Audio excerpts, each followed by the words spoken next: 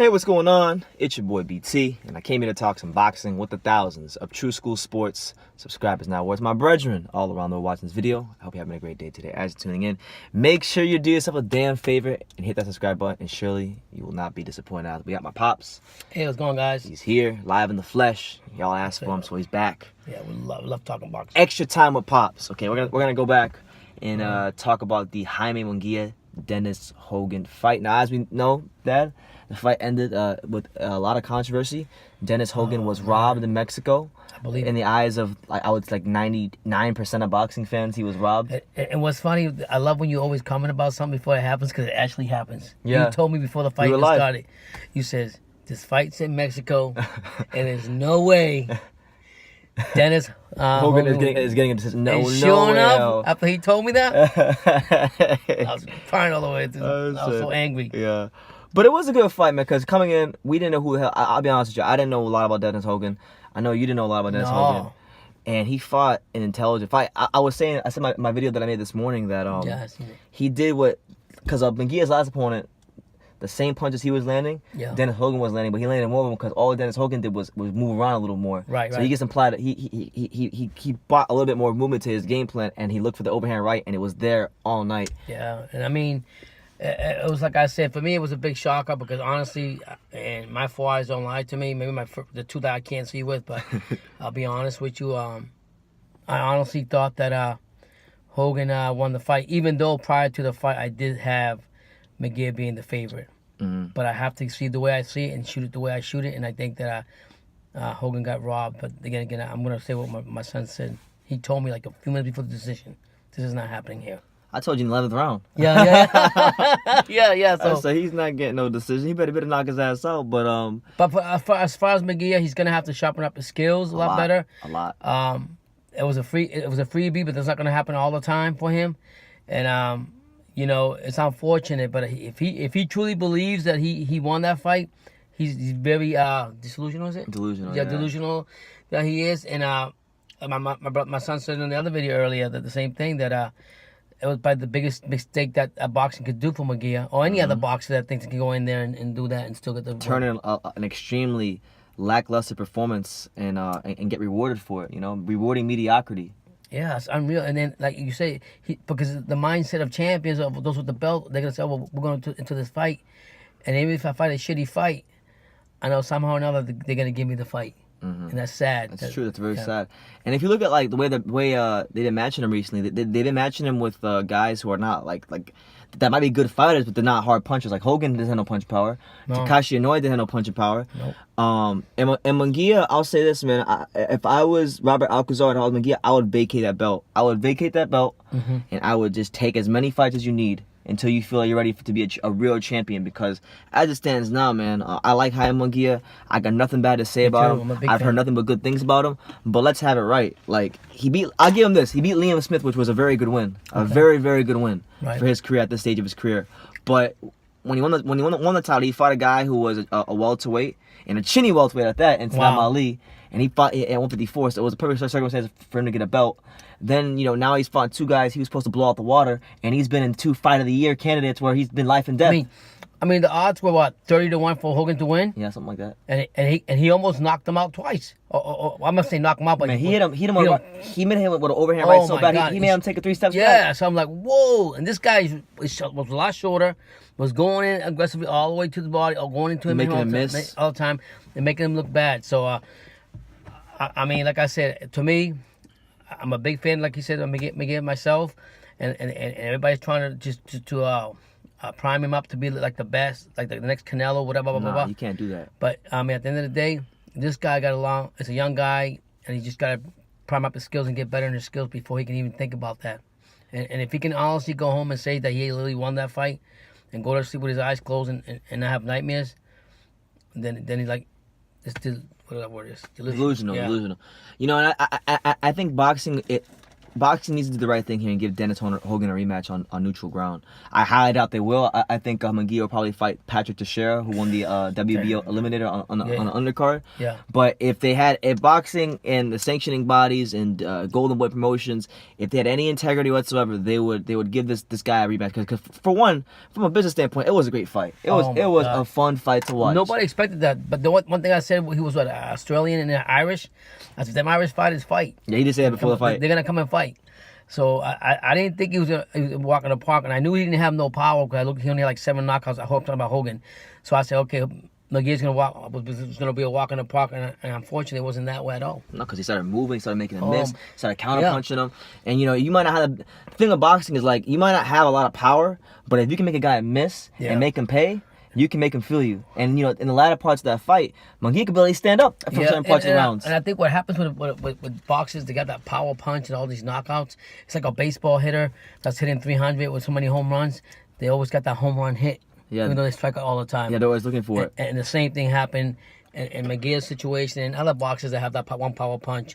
They feel like they have it, but when they meet a guy that's quick and keeps moving, and it's not an easy target or straight target, that's where they have problems. Or a guy that can take their shots, they kind of run out of ideas. Yeah. And that's what I see with Munguia. He's running out of ideas. He's not setting up nothing but no jab, no feint.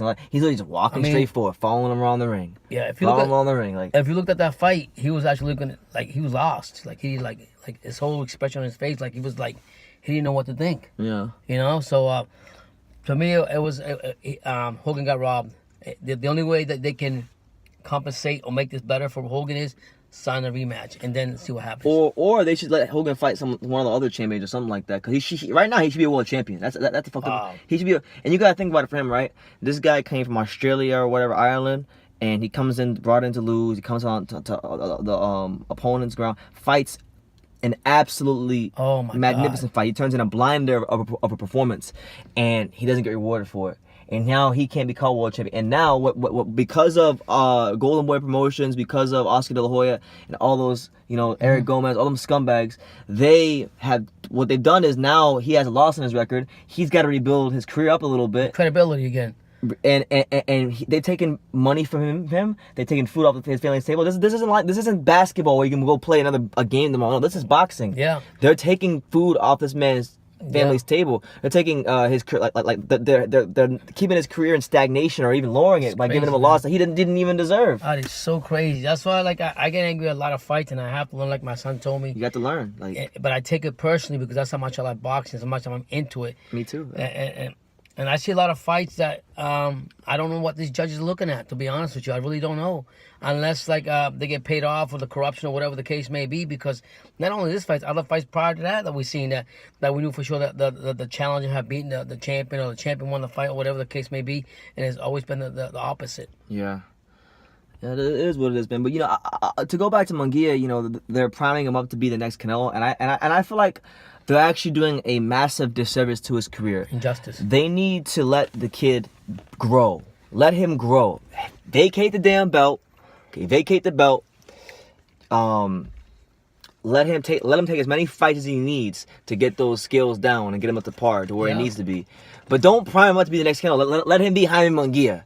Don't groom him to be a pay-per-view star. Let him just grow into that naturally. And I feel like they're rushing him because he was able to get a belt because he got the right opponent at the right time. And now he's got to rush his career to meet the standards of being the champion. And I think what it's doing is it's hindering his development as a fighter. And when you're young like that, a lot of that pressure, people don't understand. It's not easy for a young guy like that. But now he's got more pressure, not just the fact that they just giving him a belt. He got the pressure of training, of building up the skills. Every fight he goes in, he's got to dominate. And not knowing that he's not even as sharp as the next sharpshooter. I've been shooting the shotgun for a long time. That's right. So I agree with my son. I think he's vacating. I don't think they're gonna do that though. No, they're not. I think they should do that. Yeah, they should, but I don't think that's gonna happen. I mean, but they better wake up if they think if they put Munguia again with somebody else and somebody else to shame him again. Honestly, I think any of the champions 154 are beating him. Charlo is beating him. It's now not Andrade. Hurd is beating him. Hurd will kill him. Tony Harrison would fucking box circles around him. Yeah, right now. Yeah. His hands were down all the time. I just he told me that he's not sharp. Now I seen a lot of his This guy exposed, in my eyes, exposed a lot. I mean, he got exposed. I mean, he didn't. His last fight wasn't as bad as this one, but I thought he could have lost his last fight too. So there you go. So that's the way I feel about it. I think Hogan got robbed. There's been a lot of robberies already in boxing, so why not another one? It's just unfortunate this guy came from another country all the way to Mexico and fought a great fight, like a great Mexican usually does. I'm talking about the Irish guy. Like he came out and fought and stood there and fought in the middle and went aggressive. And he should be rewarded. He should be the world champion. He should be able to he should be afforded a chance to push his career forward and be a world champion. And let me tell you something. If that would have happened and Hogan would have been a champion, you know that would have humbled Munguia and made him more hungry and more attentive to what he's doing. Because a lot of times, my son was telling me that Munguia has one of the best trainers in boxing, and one of the best names, Robert Alcazar. Yeah, so, underrated trainer. So therefore, if he's had one of the great trainers, the problem is not the trainer. It's Munguia not listening to the trainer. He wasn't even listening to him. Yeah, the same thing. That prime example with between that was with the Kovalov. Kovalov had to make an adjustment before in his career to start listening. Mm-hmm, and look what happened to him. Eventually, he stopped listening to Johnny Jackson, and it cost him greatly. Right. In the second war fight, and now he got a new voice in his ear that he finally listened to him, Buddy McGirt. Right. And it's worked for the first one. We'll see if it continues. But still, it's just the fact that he lost, and it woke him up, and he made the adjustments he had to make up to be that better boxer or whatever boxer you want to be with the belt in his hand again. McGill being a young cat, I think the best thing, if he would have stumbled and they would have given the belt to Hogan, he would have been more tentative and would have woke him up more, and he would have learned from that. But he's not going to learn from boxing. He's giving them free gifts because of the politics of the promoters behind that. Yeah, so there you have it. Jaime Munguia getting robbed. It was not having McGill. I mean, Hogan against Jaime Munguia. Yeah. So yeah, they just need to let him. They need to let him grow and just be great because he's young. He's very green to the professional ranks at the top level. You know, I say, look, he's already got a few quality wins as champion. Like he beat Liam Smith, which I thought was absolutely amazing. Liam Smith is not a bum of a fighter, so to being a guy, to beat a guy like that at the age of 22, it shows you got something that there's something there with him. You just gotta put it all together and harness it. And his last two fights have been done. Maybe, and also, you know, it is also worth noting that, you know, he's a big guy, 154 pounder. Wow. He might be struggling to make the weight, so it might be a bit of fatigue from setting the weight, in. Right. But regardless, it's not even about the fatigue. It's about how he's not applying basic boxing fundamental. You know, setting up your jab. It's like anything else. If you brought the word out. I remember when I did not baseball, when we did baseball or anything you do, you always go back to the fundamentals to sharpen back the tools and skills that you need to do to get better at whatever sport you play. Mm-hmm. And I think that's what McGill has to do. He has to go ahead and go back to the basic, the fundamentals, and focus on that first before they keep priming him to something else. Because eventually, this guy was Hogan. He was like 28-1 or whatever he was. Or 20-1 with 7 knockouts. Yeah, so he was. I'm not gonna say he was a nobody. He was a somebody. At least now he's somebody that everybody knows who he was. He was a handpicked opponent. Right. So. But McGee's going to run into, if he ever runs into a herd or somebody with much talent, he's done. He's done. And money's important, but Golden Boy needs to realize that. So sometimes we see promoters that hold back their boxes, and sometimes as fans we disagree with that, and we don't like that fact that they're doing that. But this is why. But this is a prime example right here. Yeah. In the military, they used to call, just like in police officers, when they first started out, they call rookies. Mm. In the military, and when you were in the 82nd Airborne, you would call a cherry. Really? Yeah, you'll call it cherry. A cherry. A cherry, basically because you weren't ripe enough and you didn't understand what was going on. You were a cherry. A cherry meaning you didn't know what the hell was going on. Okay. So, I learned something new. I didn't know that. Yeah, cherry. Yeah. So now it comes to cherry because he doesn't know what's going on. He's just trying it. It's the same thing. And now he's like you said, they gave him the belt, so he's already feeling a lot of pressure just from that. Mm-hmm. And then they're saying, "Oh, he's gonna be the next Canelo. He's gonna be this. He's gonna be that." Now, the place they fought at, I don't know what the capacity was for that arena they fought at in Monterrey, but man, it didn't look like a small arena, and it was pretty full. Yeah. So I'm made their money on that. I'm gonna assume he sold at bare minimum at least 7,000 to 8,000 tickets. Yeah. Probably easy. More. Probably easy. He's a big probably name like 15 too. or 10. He's a big name, and that's what happens. But sometimes you gotta make adjustments. Whether this is a different topic, but I'm gonna bring it up because he's also of Mexican descent. And he's fighting this week with Garcia. Adrian Granados. He made a lot of adjustments in the past year or so that my son, they're close as boxer and friendship and reporter, whatever. But he went overseas. He went to Mexico and he focused on what he had to do. And he literally I couldn't even reach him for like 7 months. But I'm getting at sometimes that you might have to take the person out of their environment and pull them somewhere else, so they can focus on the things they have to focus on, whether they like it or not. Yeah, so that's what it is. But I hope Jaime Munguia does well. Yeah. You know, I think Golden Boy will protect the daylights out of him, especially after this. Yeah. But he I think this might have been one of the worst things to happen for his career. Yeah, and I hope like my son said to myself, I hope the best for him. I'm not hating on him. I just think that in this certain fight that I seen, because I had him winning. I said he's gonna win this easy, and look what happened. And to see the how boxing is with the judging, it just angers me to no end. My son had to calm me down. I'm being this with you guys. I used to be the same. I took it too personal. I couldn't even sleep about that. After Fury versus Wilder. Yeah. I mean, even during Fury versus Wilder, I mean, I was bad, but you saw like I was pretty mad for Fury versus Wilder, but after that one, I was like, oh my god. And you know, I can't get mad no more. You know. So sometimes you want to go to these events and you want to see the great fight and the great entertainment, but then when you see the outcome, it really like. Well, you gotta even be mindful of who you're supporting. Like for example, for me, as a boxing fan, I will never support a Golden Boy Promotions event because I already know there's gonna be some fuckery involved in a Golden Boy Promotions event. Gotcha. You know, I'll be more prone to like, you know, honestly, like, not for nothing, but like even I'd be more prone to support a PBC card before I would support Golden Boy. I mean, I know the matches might not be as good, but the percentages of there being a robbery are slightly lower on a PBC card than a Golden Boy. Or let's say if it's top rank, there's robberies. Like robberies happen everywhere. Yeah. But there's percentages of it happening in worse places. You know. It's crazy. And if Golden Boy Promotions, Golden Boy is pretty much a Mexican promotional company. Right. So you pretty much know a Mexican boxer who's making lots of money, Canelo, Jaime Munguia. Yeah. You gotta knock them out and flatten them on their back just to get a draw. Well, that's what we're talking about with the next fight coming up with Canelo. Like I feel bad for Jacob, honestly. Yeah. I don't want to say I feel bad for him. But you've said that. You've said. I don't want to say I feel bad for him because he had to agree to fight himself. So he's a man. Right. He's got his own personal responsibility. Goals or whatever. Yeah. You know, he's a man. He's a grown ass man. You know. So I can't feel bad for him. But I feel bad that in boxing, you know, I know corruption is part of the. But sometimes it's just so blatant. And we know, look, Jacobs might go on there on May the 4th. I mean, I think Canelo will beat him fair and square. Right. But Jacobs is good enough to go on there on May the 4th, turn in an absolute blinder of a performance, and literally get robbed. And not just get robbed, but get robbed to the point where they have like Canelo winning every round. It's crazy. Like not only will they say you lost, but they're gonna say you lost every round and you got destroyed. How many fights have you seen the score be like, you knew the opponent or the challenger was up by like 7 or 8 more points than what the actual other opponent was, and you get there, you got a judge that says 13-13 or 14-14. Get the fuck out of here. Shit ain't happening.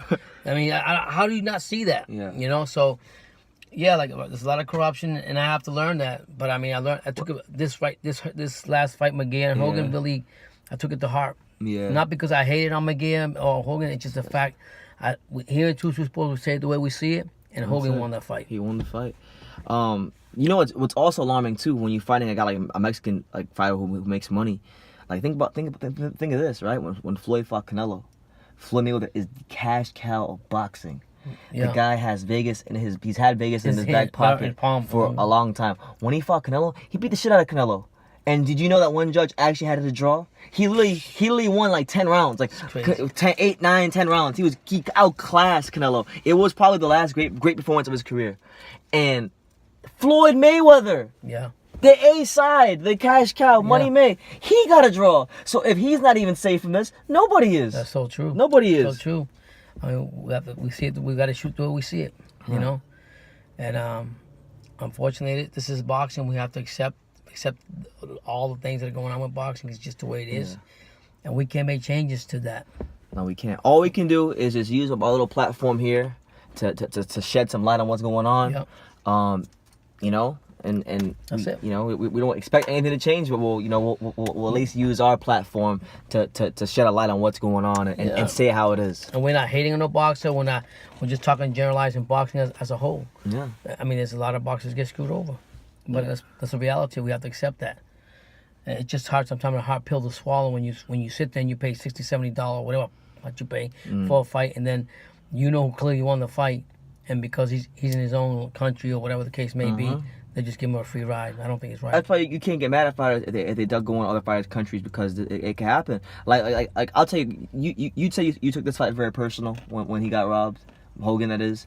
The fight for me, the one fight, and to this day, like if it's brought up, instantly just negative emotions start rising up, was when I watched Kovalev fight Andre Ward, the first fight, because you know, knowing Kovalev's story, knowing what Kovalev had to do to put himself in position to be champion, fighting out of obscurity, then you know, had to come up the ranks the hard way, and then he fights Bernard Hopkins, shuts Bernard Hopkins out, beats him, you know, defends his belt, and then you know, then he had the Adonis Stevenson fight. Stevenson ducks the daylights out of him, and then he finally gets his big fight that he's been waiting for his whole career with Andre Ward, the guy who people regard as the pound-for-pound king of boxing, or one of the best fighters in the world. And he never got the credit for his boxing skills, but that was the fight where he showed that he had A-level boxing skills against another A-level fighter, and he knocks him down, and Ward gets a gift decision. And that one, to this day, it honestly, in some ways, it hurt me more than Roman Gonzalez did, because... And you're talking about that, and I've always said that Floyd is a great shoe businessman. He got the money, you know what I'm talking about. Show me the money. But in boxing, I would truly believe that if he have gone outside of Las Vegas, a lot of them fights would not gone his way the way they have. That's my own opinion on that. Oh, yeah, well, like the Castillo fight wouldn't have won his way. And I'm saying that, and I'm not saying even that. Even the first Maidana fight. To hate. I'm not saying to hate Floyd or hate their fans. I'm saying I'm generalizing the situation, just as we were talking about SOG and Kovalev, and when we're talking about the Jaime Munguia and the Hogan. That sometimes the environment that you're in, you just, if you can control that, then you know you're gonna have easy win regardless, even if you're the underdog. Well, like look at Joshua last year, right? Like I like Joshua. Let's have it right. Like last year, he fought Joseph Parker in a unification fight, and Joseph Parker couldn't implement his game plan because whoever the ref was that night wouldn't allow Parker to work on the inside. I don't want to say Eddie Hearn had the judge in his back pocket, but I know that it's not out of a possibility that they could have brought in a ref that favors Anthony Joshua. Well, wasn't that the case with Mayweather when he had the? But no, Mayweather was so blatant. He bought this all of his title fights. Kenny Bayless. We're just talking generalizing. Get it right, fans. We're not trying to hate on Floyd. Like Floyd. I'll give you an example. I remember when he fought Maidana twice. The first Maidana fight, Maidana had no respect for him. Maidana broke out every dirty trick in the book. Maidana took Floyd to the brink, and some people even thought he won that fight. Okay, second fight. They brought in Kenny Bayless. Floyd starts holding the shit out of Maidana the whole fight. Unanimous decision. Oh no, give it to in boxing. It's not the judges. It's always a referee or something going on that makes a fight go wrong. So got to be vigilant at all times. Yeah. So it's funny when we say these things, but it's true. If you put fighters in their environment and they're gonna favor him and he's a big star, it's gonna go his way. Bottom line, it is what it is. So yeah, there you have it. The draw. Dennis Hogan gets robbed against Jaime Munguia. Extra time at Pops. Just want to get his thoughts on that because I gave mine earlier, and that's what it is. So you guys can leave your comments down below. We want to hear from you. We love hearing from you. We support your comments, right or wrong. It's all about talking boxing. Yeah, and y'all got mad at me for saying long time was overrated. I got like 30 more dislikes than I do likes, but you know it's all good. I don't care. I got boxing. Thick skin, so it's all good. Lomachenko got is big skill boxer. He's a great fighter. I mean, but I'm from old school, and even in my time with old school, great fighters stood up and fought whoever called them out. So even if Lopez ain't nobody, and he's just a bum coming off the bread bag case or whatever, the line or whatever, fight him. He's calling you out. Boxing wants it. There you go. It's all about money. It's all about the dineros. So you guys leave your comments down below. So we love you all. Two School Sports. There you go. Make sure you like the video. Make sure you subscribe. We're on the road to 20K subscribers. Okay, we're gonna get there soon. I think it's Friday or Saturday. These big fights coming on. Friday, Saturday, we got Granados Garcia and Con Crawford. So it'll be a big, fun night of boxing. Ooh. You know, it'll be 420. Leave your comments below about those fights. What do you know about 420? The holiday. You know about 420, the holiday? What is it? It's like National Weed Smoking Day. No, I don't so know. I don't condone I don't condone smoking marijuana, Yeah. but if you are a pothead, slide a spliff up, okay? Sit back, watch True School Sports, and just enjoy yourself. Just And get a laugh of us. Who knows? You might laugh at us too. You might laugh at our ass. Too, fool. But you know what? We love you anyway. You know. Go. So you can get high as a kite, high as a giraffe's ass. Yeah. Watch Amir Khan, watch Crawford, watch Garcia Granados. Do what you gotta do, and we'll be here to be here for live. you. So live fight reaction this weekend. Y'all watch. They always say, be there or what? Be square. All right. So like I said in every video, you could love me or you can hate me. I'm just Kid from Daniel. Until the next time, take care, guys.